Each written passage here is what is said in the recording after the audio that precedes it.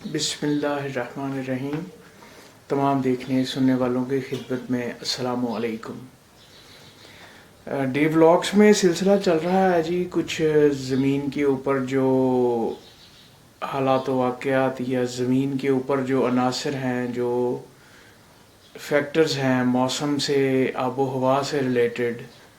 तो इसी हवाले से आज के टॉपिक का इंतखाब किया मैंने, जो कि ज़मीन के अंदर से रिलेटेड है, और इसे हम कहते हैं जी अर्थक्वेक या ज़लज़ले। कि ज़लज़ला क्या होता है, ज़लज़ले कैसे आते हैं।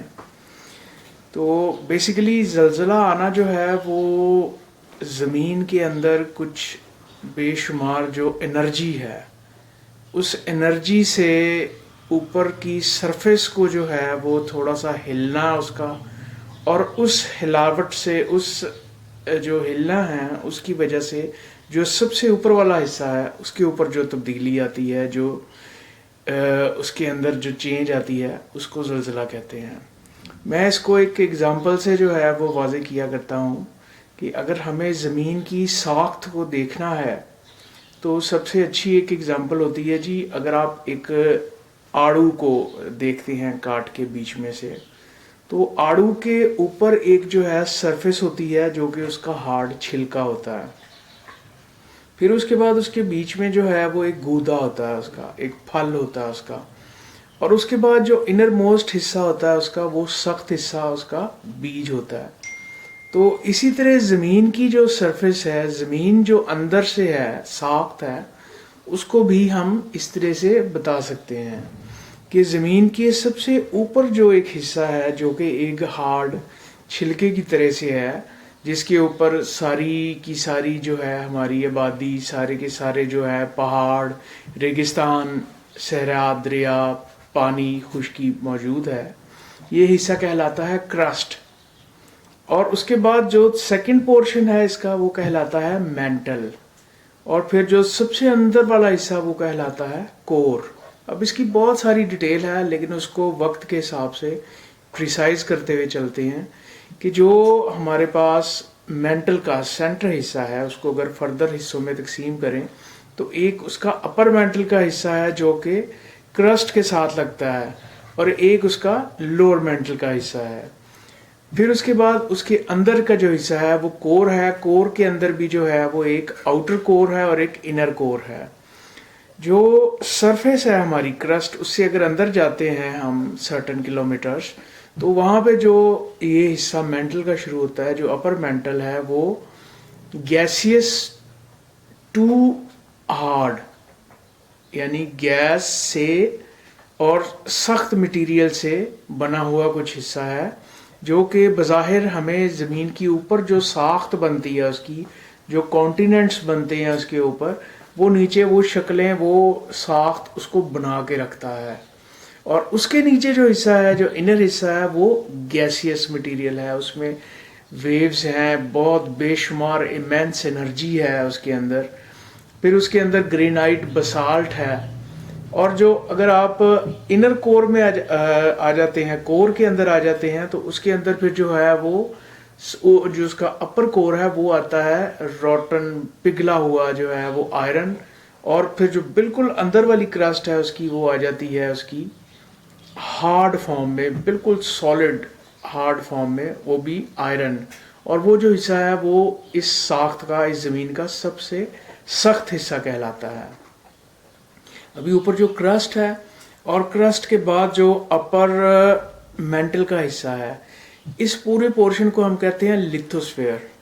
टेक्निकल वर्ड है इसका, लिथोस्फेयर। और जो इसकी पढ़ाई होती है, जो इसका इल्म होता है, जो इसकी ज़मीन की ये वाली साख्त का हिस्सा है, इसको जब आप देखते हैं तो इसको कहते हैं लिथोलॉजी, कि ये लिथोस्फेयर की जो है वो साख्त क्या है, लिथोलॉजी क्या है। अब जो क्रस्ट है वो कितनी ऊंची हो सकती है, मैक्सिमम ज़मीन की सरफेस के ऊपर 9 किलोमीटर, 10 किलोमीटर, माउंट एवरेस्ट हो गई, जैसी K2 हो गया। और इसी तरह जब लोअर साइड पे जाएंगे तो वो क्या होगा, वो समंदर के अंदर को बहुत ही गहरी खाई होगी। लेकिन ये सारा कुछ पानी या जो खुश्की का कॉन्टिनेंट का हिस्सा इस ज़मीन के ऊपर है। क्रस्ट में आ गए, اچھا، اب اس کے بعد جب مینٹل میں گئے تو وہ جو اوپر والا حصہ ہے جو کہ قدرے سخت ہے اور اس کے نیچے جو ہے وہ بہت زیادہ گیسیس اور ٹیمپریچر والا حصہ ہے، تو وہ اس اوپر والے حصے کو تھوڑا سا ہلاتا رہتا ہے. اب وہ جو حصہ ہے وہ کہلاتا ہے ٹیکٹونک پلیٹس. مطلب یہ کوئی اس طرح کی کوئی تھالی کی شکل نہیں ہے، کوئی بھی شکل، یونیفارم شکل بھی ہو سکتی ہے، کوئی اس کی کسی بھی طرح کی اس کی فارم ہو سکتی ہے. کہا یہ جاتا ہے، خیال یہ ہے سائنسدانوں کا، کہ کئی ملین سال پہلے زمین کی سرفیس کے اوپر جو کانٹیننٹس ہیں وہ ایک ہی حصے میں ہوا کرتے تھے، لیکن ان ٹیکٹونک پلیٹس کے تھوڑا تھوڑا ہلنے کی وجہ سے، یہ ہلنا جو ہے مطلب ایسے نہیں ہے کہ آپ کو، اگر آپ بالکل سٹل فیل کریں، بالکل زمین پہ جو ہے وہ رک کے کھڑے ہو جائیں تو آپ کو زمین ہلتی بھی نظر نہیں آتی. یہ جو ہلنا ہے اس کا، یہ سالوں بعد، مطلب سالوں میں جو ہے وہ تھوڑا سا اکر ہوتا ہے، وہ آپ کو ایسا ہمیں نظر نہیں آتا یا فیل نہیں ہوتا، لیکن وہ فیکٹر اس کے اندر ایک جو ہے چل رہا ہے، نیچے سے گیسز ہیں، پریشر ہے، اور وہ اس ٹیکٹونکس کو ہلا رہا ہے. تو کہا یہ جاتا ہے کہ ملینز آف ایئرس پہلے یہ جو کانٹیننٹس ہیں یہ سارے ایک ہی ہوا کرتے تھے، لیکن ان کے نیچے جو ٹیکٹک پلیٹس ہیں ان کے ہلنے سے جو ہے وہ آہستہ آہستہ آہستہ آہستہ وہ جو حصے ہیں وہ علیحدہ ہوتے گئے. امریکہ علیحدہ ہو گیا، یا جو ہے وہ یورپ کا حصہ، یا نیچے افریقہ کا حصہ، یا ادھر ایشیا ہے، یا نیچے چھوٹے چھوٹے آسٹریلیا، نیوزی لینڈ ہے، یا بے شمار چھوٹے چھوٹے آئی لینڈس ہیں، پھر اوپر رشیا ہے. تو یہ ساری چیزیں جو ہیں یہ ٹیکٹونک پلیٹس کے ہلنے کی وجہ سے ہوئی ہیں، اور اس گیس کی وجہ سے جو نیچے بے شمار انرجی ہے اس کے اندر، اس کی وجہ سے جب وہ ٹیکٹک پلیٹس ہلتی ہیں، ان ٹیکٹک پلیٹس کا جو ابرپٹ ہلنا ہے. اچھا، اس کو آپ اس طرح سے بھی دیکھ سکتے ہیں کہ جیسے دو بکس ہیں، آپ ان کو جو ہے وہ ایک دوسرے کے ساتھ رکھتے ہیں اور ان کو دباتے ہیں ایک دوسرے کے ساتھ، تو وہ کس طرح سے دبتی ہیں یا کیا فارمیشن بنتی ہے. یا اسی طرح آپ یہ کہہ سکتے ہیں جی کہ آپ ایک کلوزڈ جگہ پہ، کلوز بند حصے میں اگر دو بکس کو یا دو پلیٹس کو یا دو پتھروں کو رکھ کے اب آپ نے دبانا نہیں ہے، ایک دوسرے سے پرے کرنا ہے. تو یہ در حقیقت اسی طرح کی جو ہے وہ فیکٹرز ہوتے ہیں کہ ان کی ٹیکٹک پلیٹس کی حرکات سے جو زمین کی سطح کے اوپر جا کے چینجز آتی ہیں. اب ہوتا کیا ہے کہ جس پوائنٹ پہ ٹیکٹک پلیٹس جس وقت جو ہے وہ موو کر رہی ہیں، ایک ٹکرا رہی ہیں ایک دوسرے کے ساتھ، تو بڑی امینس انرجی پروڈیوس ہو رہی ہے. اس پوائنٹ کو جہاں پہ وہ ایگزیکٹلی ٹیکٹک پلیٹس کے بیچ میں وہ پوائنٹ جو کہ اثر انداز ہو رہا ہوتا ہے، اس کو کہتے ہیں جی ہائپو سینٹر. اور اس کے ایگزیکٹ اوپر آ کے سرفیس آف ارتھ کے اوپر، کرسٹ کے اوپر جو پوائنٹ ہوتا ہے اس کو کہتے ہیں ایپی سینٹر. ٹھیک ہے جی.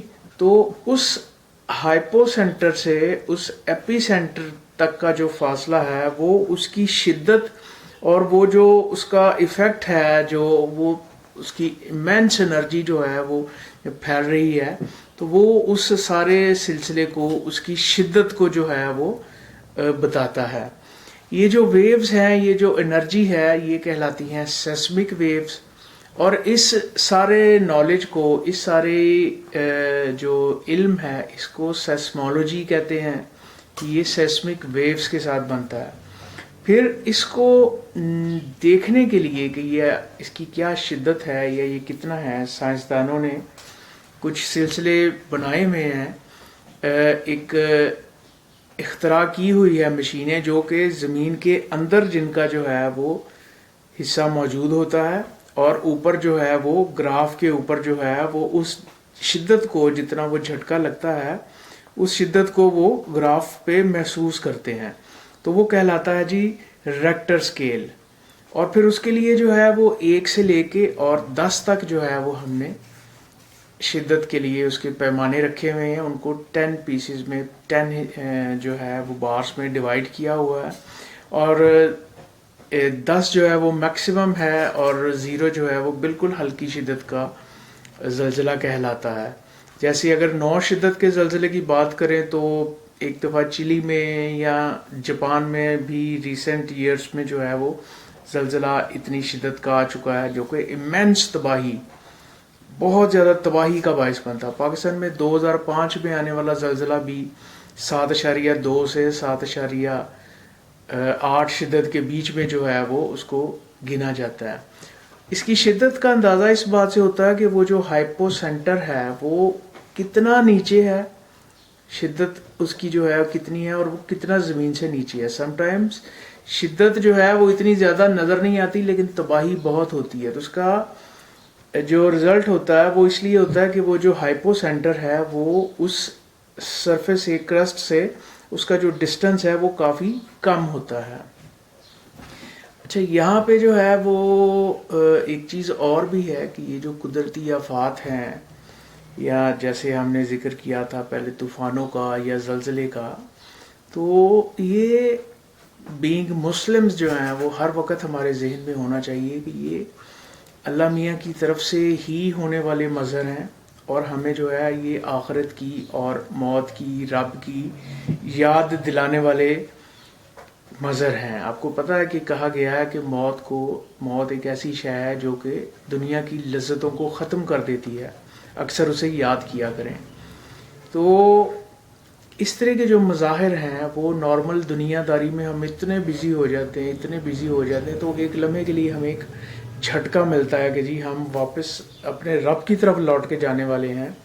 اور اس کو جو ہے، اس ٹپیکل موضوع کو جو ہے وہ سورہ زلزال میں 99 سورہ ہے قرآن پاک کی، اس میں جو ہے وہ ایکسپلین بھی کیا گیا ہے کہ ان آیات کا مفہوم اگر میں عرض کر سکوں تو وہ اس طرح سے ہے کہ جب زمین جو ہے وہ اپنی پوری شدت کے ساتھ ہلا دی جائے گی اور جو کچھ اس کے اندر ہوگا وہ باہر رکھ دے گی، تو لوگ پوچھیں گے کہ یہ کیا ہو رہا ہے، اس زمین کو کیا ہو رہا ہے؟